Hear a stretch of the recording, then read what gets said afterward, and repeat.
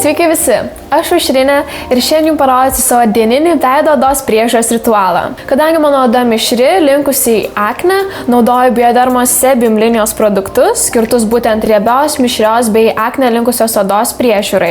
Pradedant dieną, man svarbiausia labai gerai sudrėkinti veido odą ir suteikti į matinį efektą. Tačiau pirmiausiai noriu nuplauti po nakties išsiskyrusius riebalus bei nešvarumus ir tam naudoju Biodermos Sebum gel musant prausiklį. Pirmiausia, sudrėkinu savo veido odą. Išspaudžiu šiek tiek priemonės, švelniais sukamaisiais judesiais masažuoju prausiklį į odą. Šio prausiklio pH yra artimas odai, todėl galiu būti užtikrinta, kad priemonė tikrai bus efektyvi ir neišsusins mano veido odos.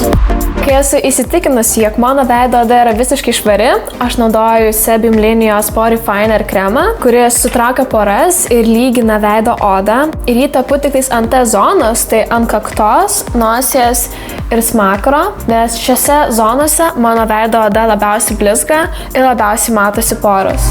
Na ir kad mano oda atrodytų nepriekaištingai visą dieną, aš naudoju Matte Control kremą, kuris nekemša porų, aktyviai drėkina ir suteikia matinį efektą visai dienai. Beje, jį galima naudoti ir kaip makiažo pagrindą.